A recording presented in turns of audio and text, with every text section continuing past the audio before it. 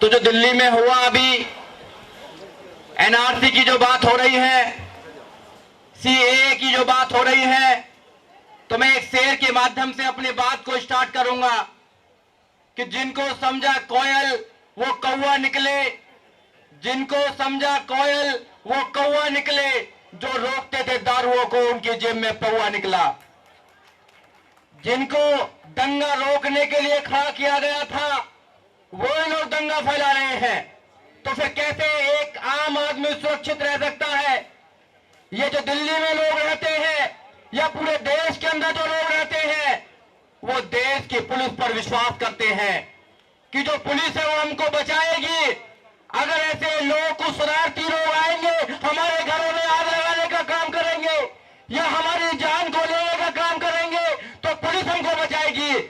मगर पुलिस पर 13,000 कॉल की गई, 13,000 कोई रेस्पॉन्स नहीं दिया गया, क्योंकि उनके बाबा ने ऑर्डर नहीं कर रखा था। वो लोग चाहते थे कि दंगा हो दिल्ली के अंदर, क्योंकि शाहीन बाग पैदा हो चुका था पूरे देश के अंदर। ये आवाज उन लोगों की जो लोग इस देश से मोहब्बत करते हैं, इस धरती से मोहब्बत करते हैं। आप धर्म के आधार पर कानून बनाना चाहते हैं, क्यों बांटना चाहते हैं देश को धर्म के आधार पर? नहीं बंटना चाहिए धर्म के आधार पर।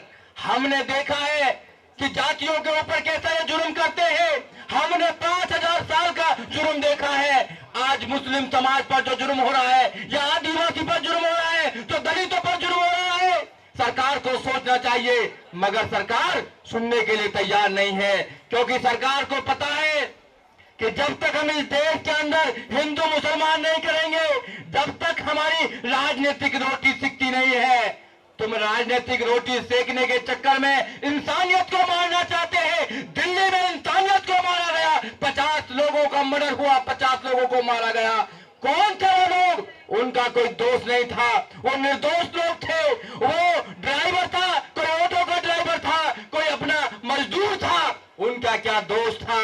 कोई आदमी, हम यहाँ पर आंदोलन कर रहे हैं, अपनी बात को रख रहे हैं, तो सरकार को सुनना चाहिए। हम शांति से बैठे ना, हम शांति से बैठे हैं ना।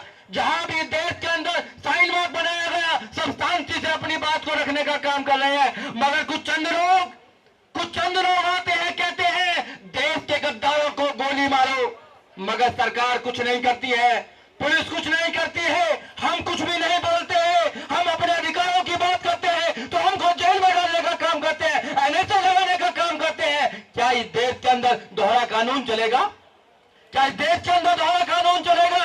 ये लोग बताना चाहते हैं कि हम तुम्हें मारेंगे भी और बोलने भी नहीं देंगे। ये तो चलने वाला नहीं है, ये तो चलने वाला भी नहीं है। आज देश का संविधान खतरे में है, इंसानियत खतरे में है, इसलिए लोग आए हैं। प्रकाश अंबेडकर जी इसलिए महाराष्ट्र से यहाँ पर आए हैं, उन्होंने आगाज किया है पूरे देश में जाने का, पूरे देश में जाकर बताने का कि संविधान सुरक्षित है तो हम सुरक्षित हैं, हमारे आने वाली पीढ़ियां सुरक्षित है। अगर संविधान सुरक्षित नहीं है तो कैसे बनेंगे? मैं जो बना हूं, जो कोट पहन रखा है, वो कैसे पहना? वो संविधान की वजह से पहना, क्योंकि संविधान में मुझे शिक्षा का अधिकार है तो मैं बना वकील। अगर शिक्षा का अधिकार नहीं होता तो बन पाता? नहीं बन पाता। इस देश के अंदर आईएएस बनते हैं, पीसीएस बनते हैं, जज बनते हैं, कमिश्नर बनते हैं, यहां तक कि मिनिस्टर बनते हैं, प्राइम मिनिस्टर बनते हैं, सब संविधान के अनुसार बनते हैं। मगर जो जिसके अनुसार बनते हैं वो उसको ही खत्म करना चाहते हैं। ये तानाशाह सरकार, ये सुन लो तानाशाह सरकार कि अब रुकने वाले लोग नहीं है। ये सिलसिला शुरू हो चुका है, 1 नहीं, 2 नहीं, 3 नहीं, 4 नहीं, ये सीएए तो वापस होगा। धर्म के नाम पर कोई भी कानून इस देश के अंदर नहीं बनेगा, संविधान को खत्म नहीं होने देंगे। आज जो गुजर रहा हमारे देश में एक दुर्भाग्यपूर्ण है, लेकिन हम सब यहाँ इकट्ठे हुए हैं सीएए, एनआरसी और एनपीआर के खिलाफ आवाज उठाने के लिए हम इकट्ठे हुए हैं। आज हम सरकार को ये चेतावनी देना चाहते हैं कि आप अगर कानून संविधान के खिलाफ बना रहे हैं, अगर आप पार्लियामेंट में मेजॉरिटी हो सकता है, लेकिन लोगों में मेजॉरिटी ये कानून के खिलाफ है। लोगों का मेजॉरिटी सीएए, एनपीआर और एनआरसी के खिलाफ है। और अगर सरकार देश को धर्म के आधार पर बांटना चाहते हैं तो यहां देश के लोग ये मंजूर नहीं करेगा। और इसलिए शाहीन बाग और अलग अलग जगहों पे प्रोटेस्ट चल रहा है।